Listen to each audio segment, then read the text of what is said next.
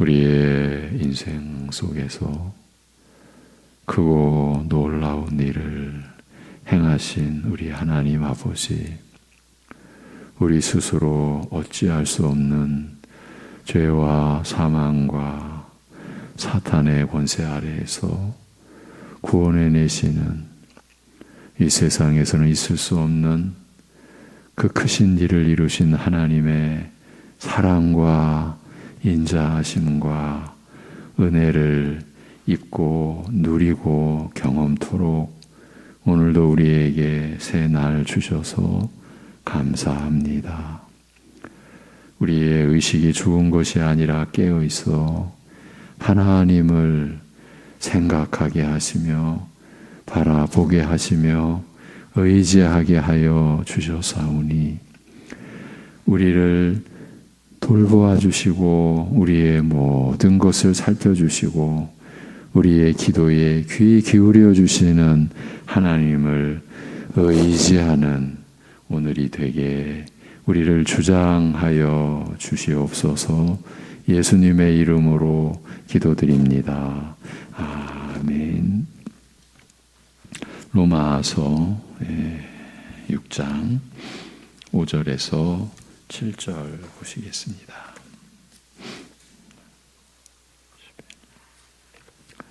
로마서 6장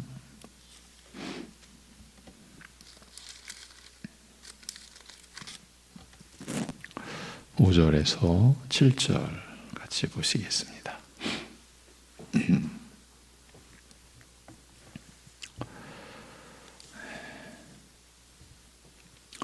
로마서 6장 5절에서 7절입니다. 다 같이.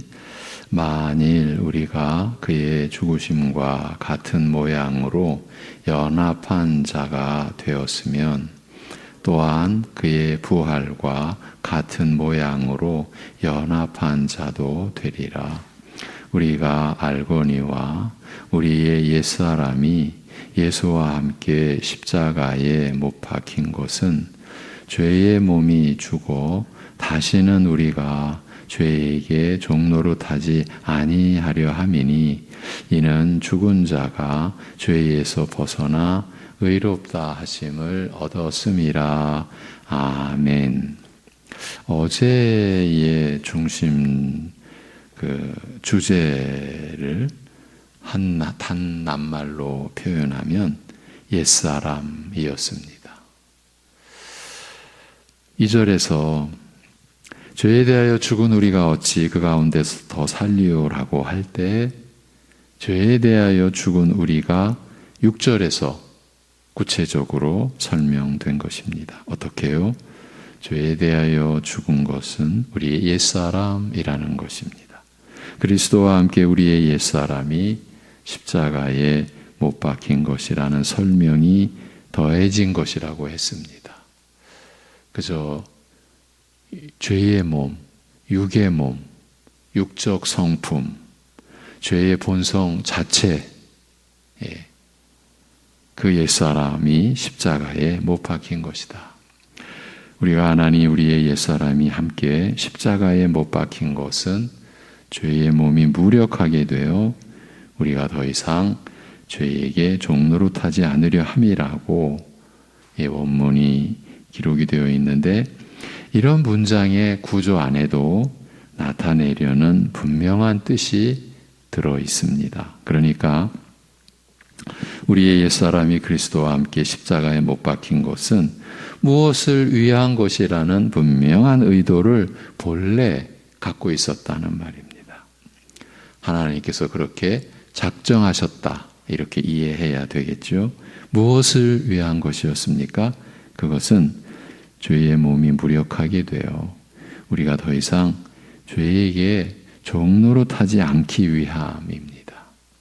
우리 믿는 자들이 죄에 대하여 죽은 것은 달리 말하면 우리의 옛사람이 그리스도와 함께 십자가에 못 박힌 것은 죄의 몸이 무력하게 되어 더 이상 우리가 죄에게 종노릇하지 않기 위함인 것입니다. 그러니까 우리가 죄에 대하여 죽은 것으로 그냥 끝날 수 없게 되어 있었다는 말입니다.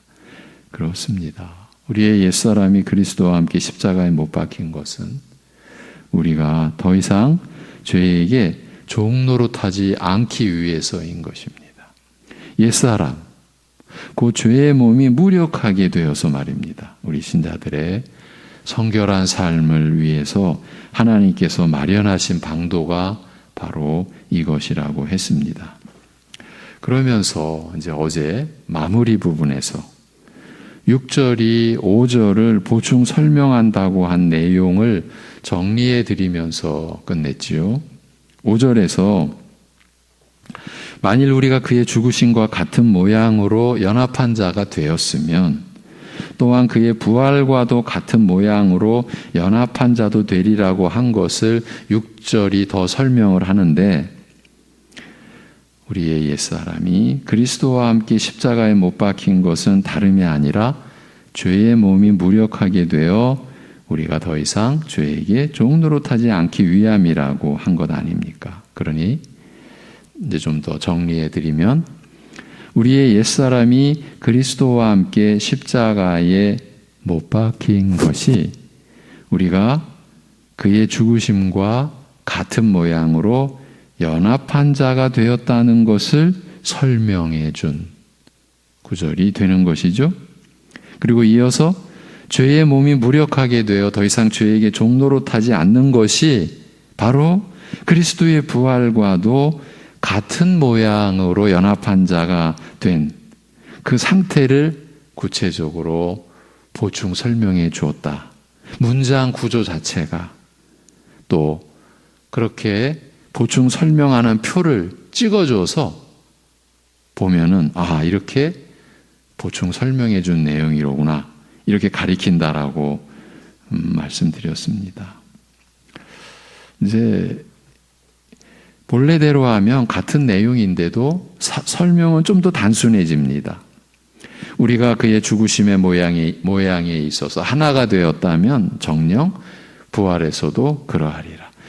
그리스도의 죽으심에 우리가 하나가 되었다면, 죽으심의 그 형상에 우리가 하나가 되었다면 반드시 부활에서도 그러하리라, 이렇게 되어 있습니다.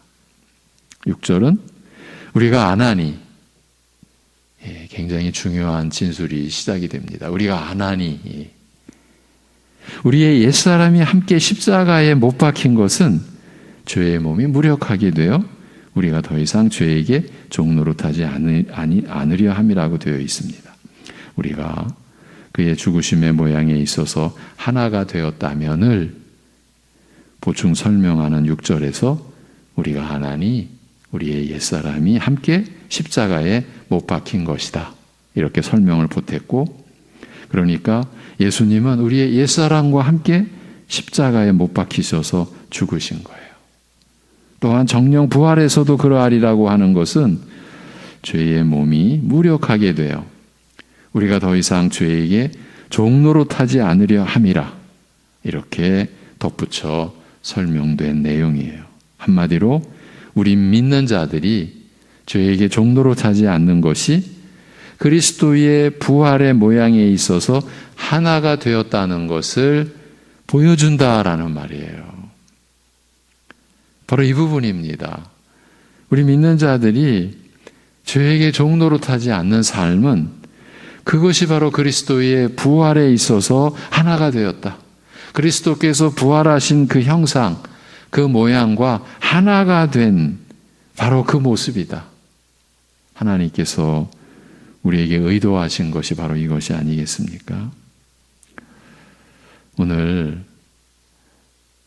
바로 이 내용을 바울 사도가 다른 서신에 표현만 다를 뿐 그대로 옮겨 놓은, 그대로 담아 놓은 구절이 있어서 그 구절을 좀 살피도록 하겠습니다. 사실 바울 사도의 자기 고백이라고 할 수 있습니다. 로마서에서는 성령님 안에서 우리가 받은 구원의 도리와 그 구원 이후에 신자의 그 거룩을 이루어가는 삶에 대한 진술을 했다면, 이제 오늘 내일 우리가 볼 이 바울 사도의 자기 고백 빌립보서에서는 그 삶을 자기 고백을 해놓은 거예요.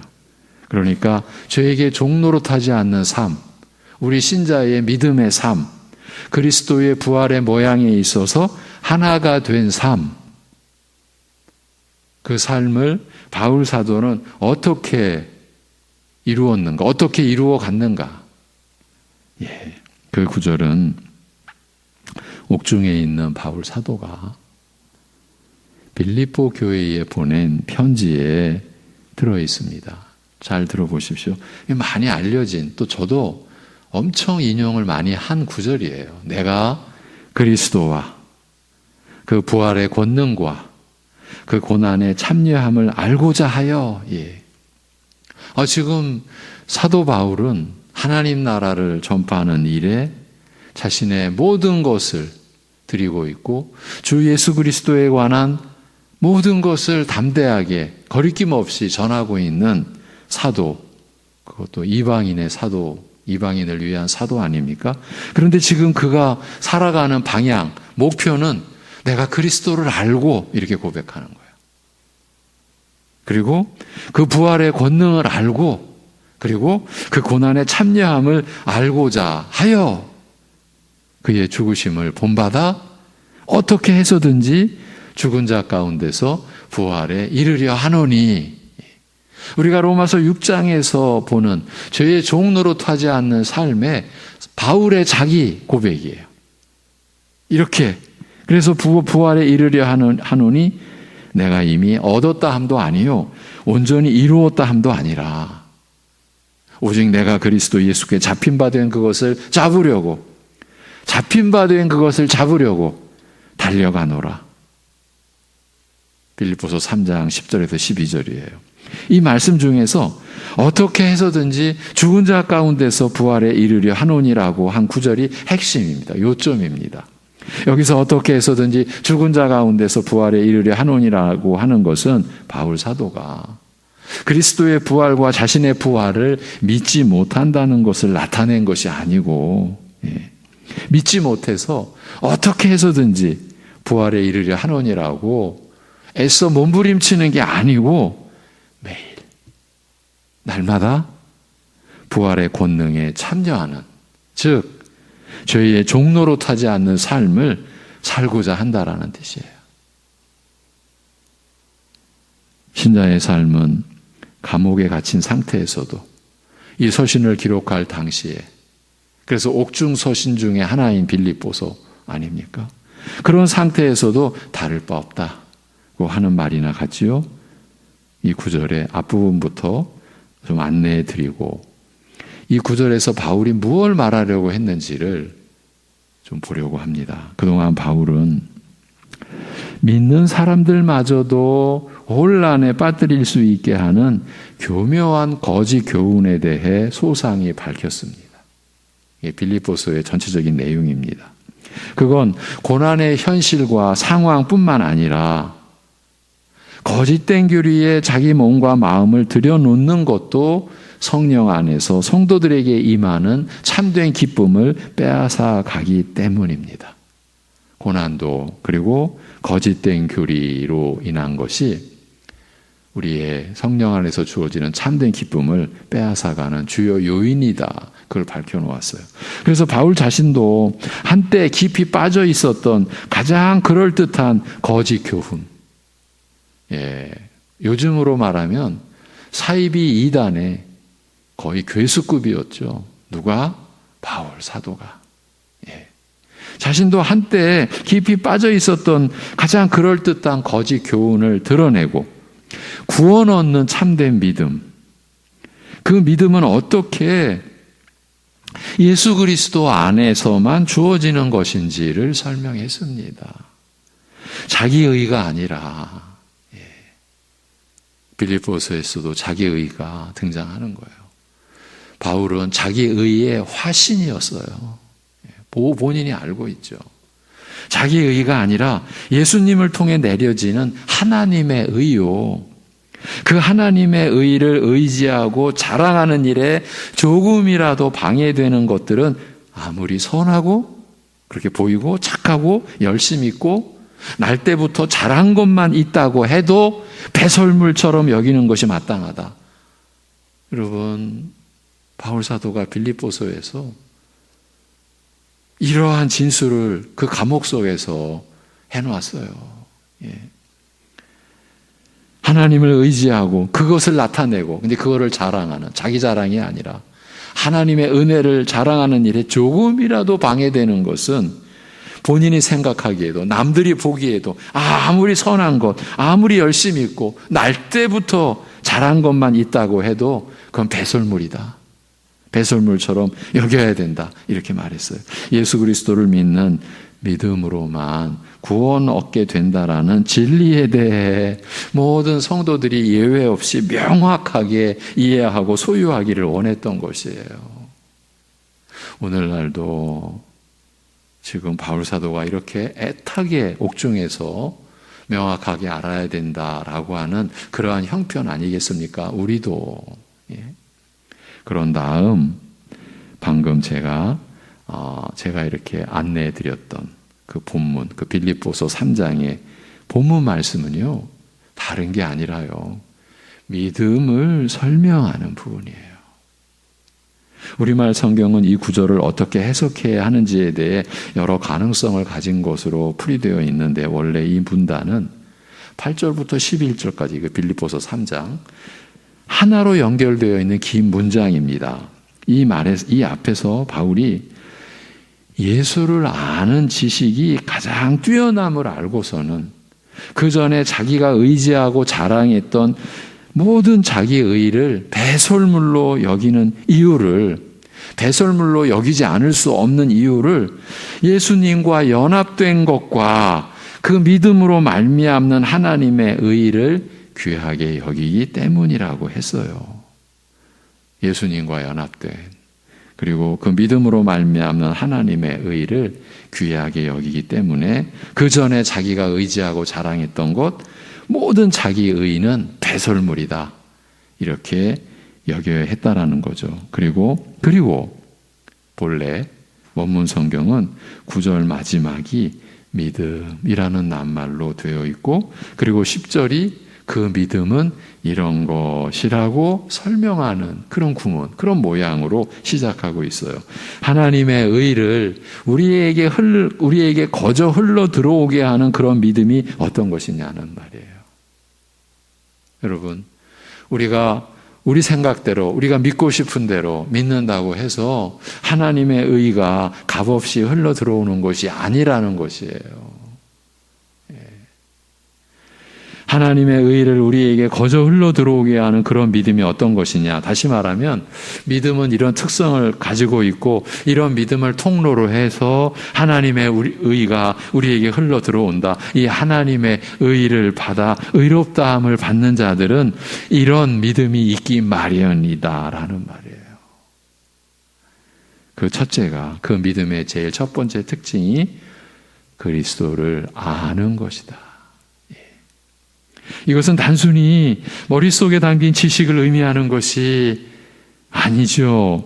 여러 번 말씀드려왔지만 성경에 나오는 이 말은 일반 상식적으로 사용되는, 이 안다라는 이 말은 일반적으로 쓰이는 단어와 상당히 다른 면이 있어요.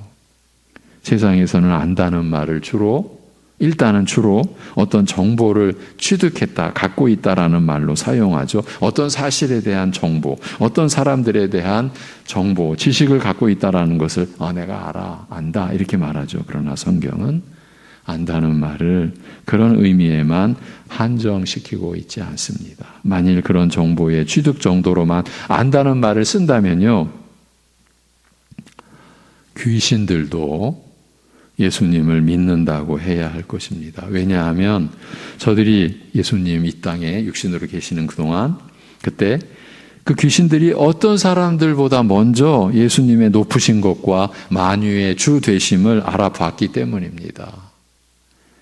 마가복음 3장 11절에 보면 더러운 귀신들도 어느 때든지 예수를 보면 그 앞에 엎드려 부르짖어 가로되 당신은 하나님의 아들이니이다 하니라고 되어 있습니다. 예수님에 대한 정보를 갖는다는 점에서는 어느 성도나 심지어 사도들보다 더 빨리 분명히 알고 있는 것이에요. 그런데도 그런 귀신들을 믿음이 있다고 하지 않습니다. 믿음이 있다라는 것은 물론 그처럼 어떤 정보를 갖는다는 점이 절대적으로 포함되어야 하는 것이지만 거기에 그치지 않는 것입니다. 참된 믿음은 예수님에 대한 지식, 정보를 알 뿐만 아니라 그 예수님과 깊고도 개인적인 차원의 친밀한 교제를 갖는다는 것까지입니다. 그래서 그리스도와의 인격적 관계 이런 표현을 쓰는 거예요. 예. 개인적인 차원의 깊고 친밀한 교제를 갖는다는 그것까지인 거예요. 예. 예수님을 알기 때문에 사랑하고요. 사랑하고 존경하고 경외하고 또 순종하고 경배하고 찬송하게 되는 것입니다. 여러분, 우리가 함께 모여 찬양 올릴 때, 우리 모두 한 찬양을 드릴 때, 또 우리 각자가 자신의 인격적 고백 속에서 찬양을 드리는 것이죠. 이런 표현을 쓰면 곤란하죠. 그냥 찬양에 묻어서 나도 그냥 입을 벌려. 여러분, 이거는 예배가 아니죠. 예. 우리 지난주 예배의 본질에 대해서 다시금 일깨움 받는 우리가 은혜를 경험했지 않습니까? 그리스도 안에서 성령으로 드리는 예배. 예. 그런데 그 예배 속에 찬양을 드리는데 그냥 함께 찬양을 드리니까, 예. 그리고 함께 하니까 나 혼자의 연약한 소리보다 더 크고 거기에 어떤 감흥이 일어나는 것 같고 거기에 휩쓸려서 드리는 찬양이 아닌 거죠. 이렇게 예수님을 알기 때문에 사랑하고 순종하고 경배하고 그런 것을 안다고 하는 것이에요. 일반적으로 안다는 것과는 그런 점에서 다릅니다. 특히 귀신들이 예수님을 그 권세와 능력을 알아보고서도 순종과 경배하기를 거부하는 것을 보면 이 안다는 것이 얼마나 특별한 것인가를 알 수 있습니다. 믿음은 먼저 예수님을 이렇게 아는 것입니다. 그래서 우리가 하나님의 말씀을 평생 보고 듣고 또 읽어가면서 하나님에 대하여 더 알아가는 것이 결코 우리의 지식의 크기와 많은 분량으로 인해서 나를 내세운다, 나를 세운다, 내가 많이 안다라는 것으로 가는 것은 이미 위험한 지경에 떨어지는 거죠. 그건 자기의 지식의 자랑, 그거에 불과한 거죠. 결코 믿음은 그것과 무관한 겁니다. 그런데 믿음은 그것을 아는 것에 끝나지 않습니다. 두 번째 믿음의 특징은 그 부활의 권능을 아는 것입니다. 오늘은 여기까지 제가 하려고 하는데 그 부활의 권능을 아는 것이에요. 우리의 믿음의 특징이 그런 거예요. 그럼 우리가 믿음으로 산다라는 것은 이러한 부활의 권능을 아는 것이 우리가 경험하는 거죠. 그게 신자의 삶이죠. 이것도 부활에 대한 추상적인 지식을 아는 정도를 말하는 것이 아닙니다. 바울은 부활에 대해 이미 모든 사실을 다 알고 있었습니다. 부활에 대한 증거도 알았었고 그에 대해 사람들에게 이야기도 해왔습니다. 또한 그것을 사실로 믿고 있었으며 어딜 가든 설교할 때에 그것을 선포했습니다. 그것이 복음의 진수이니까요. 예, 여기서는 바로 그런 점을 얘기하는 것이 아닙니다. 바로 그 권능과 그 은혜를 체험하는 것, 그가 경험하며 사는 것, 체험에 대해 말하고 있는 것입니다. 부활이 품고 있는 능력과 권세에 대해 체험적으로 동참하는 것이 믿음이라는 겁니다. 특별히 죄를 이기고 물리치며 죄를 멸하는 능력에 대한 체험인 것이에요. 우리의 능력이 아니죠. 그리스도의 능력이시죠. 그런데 우리가 그리스도와 연합되어 있으니까 그리스도의 능력에 우리가 참여하는 거죠. 이 점 때문에 이 구절을 보고자 한 것이에요. 또 내일 볼 내용에도 그 부분이 나오고요. 세상에는 여러 종류의 권력이 있습니다. 사람들이 이 권력을 끝없는 탐심으로 탐하죠. 예. 흔히 드러나는 현실에서는 국가나 제국의 권력일 것입니다. 특히 고대 제국의 왕정 국가에서는 왕의 말 한마디에 사람 목숨이 걸려 있고 이웃나라 왕들의 목숨도 좌우하는 힘을 가지고 있었기 때문에 대개는 그 정치적, 무력적 힘을 제일 큰 권세로 취급합니다. 그러나 믿음의 관점에서는 그것이 기껏해야 세상에서 굳이 순서를 좀 매겨본다면 세 번째 정도로 강한 권력일 뿐임을 아는 것이에요. 믿음의 관점에서는. 세상에서 그 제국의 권력, 그것보다 강한 두 번째 권력이 있어요. 우리가 지금까지 계속 말하고 있는 거예요. 그것이 바로 죄입니다. 죄였습니다. 왜냐하면 죄는 아수르나 바벨론 또는 헬라나 로마 제국의 권력보다 훨씬 더 무서운 압제를 통하여 인간들을 꽉, 그것도 영원히 쥐고 있는 상태에 빠져 있게 만들기 때문인 거예요. 실은 죄의 권세가 더 강력한 것이에요. 그러나 세상에서 가장 강한 능력은 바로 예수님의 부활의 권능, 즉 하나님의 능력 아니겠습니까? 이래서 1, 2, 3위를 나름대로 매겨본 거예요. 왜냐하면 오직 이 능력만이 모든 사람의 죄를 멸할 수 있을 뿐만 아니라 한 번 걸리면 죽을 때까지 풀려날 수 없는 죄의 올무도 그 올무에서도 우리를 노연하게 할 수 있기 때문이에요. 이런 권세가 어디 있습니까? 이 권세가 어떤 제국의 군대보다, 어떤 최첨단 무기와 강력한 나라들의 그 권력보다, 능력보다 실은 더 크고 강력한 것임을 믿음은 아는 것이에요, 여러분. 바로 바울은 이 사실을 알고 있었기 때문에 로마서에서 다음과 같이 선포할 수 있었습니다. 그러므로 이제 그리스도 예수 안에 있는 자에게는 결코 정죄함이 없나니 이는 그리스도 예수 안에 있는 생명의 성령의 법이 죄와 사망의 법에서 너를 해방하였음이라.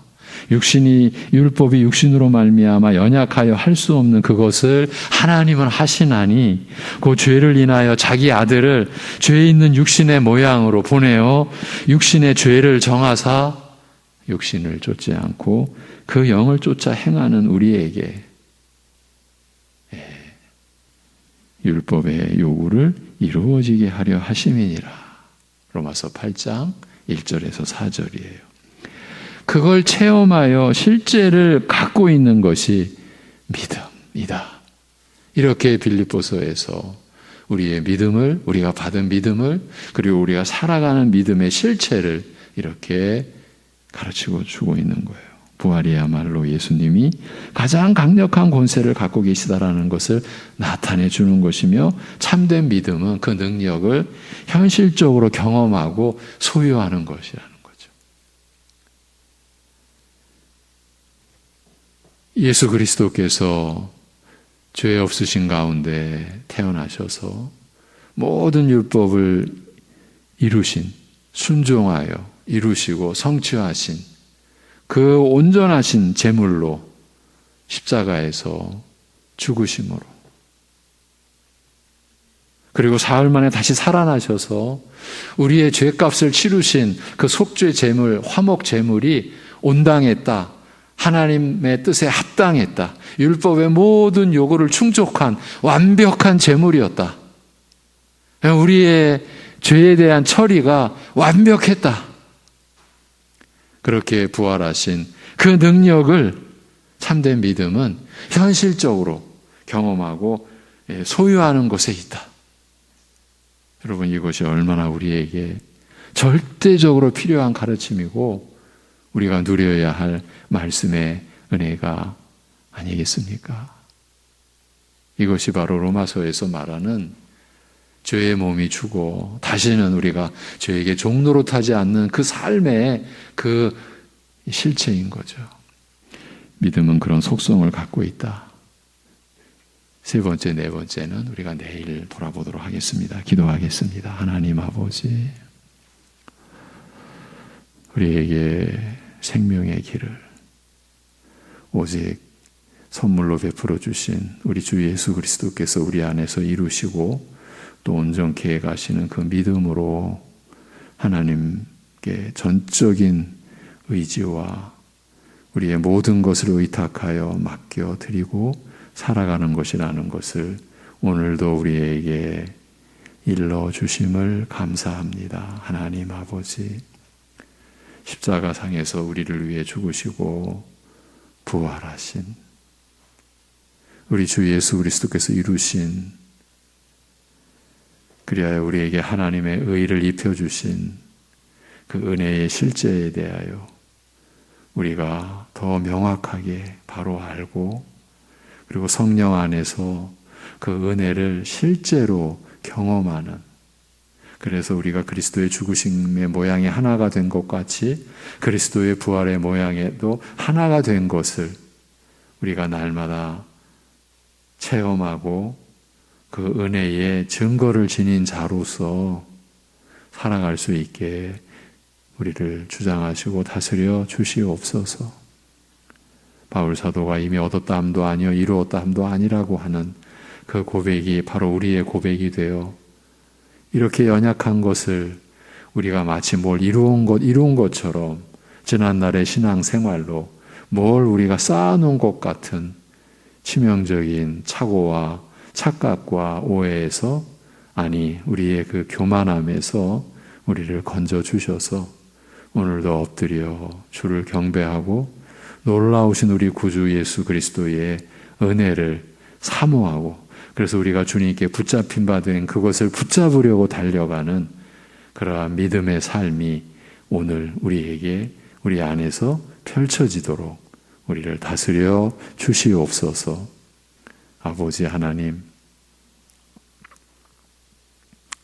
어제 바로 이 시간 한 성도가 너무나 두려움과 너무나 안타까운 그런 속에서 주님을 향해 부르짖고 이 종에게도 같이 기도해 달라고 요청을 했습니다. 우리 박숙자, 우리 집사, 그리고 그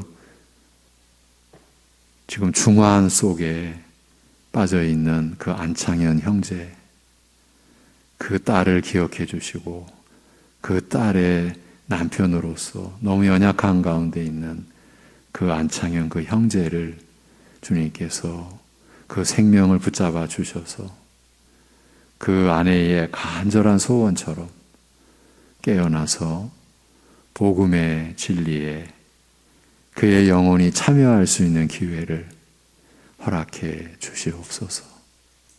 이 모든 것을 주님께 의탁합니다. 하나님 아버지, 그 두려워하는 심령을 붙잡아 주시고 인도하여 주시옵소서. 우리 주 예수 그리스도의 이름으로 기도하옵나이다. 아멘.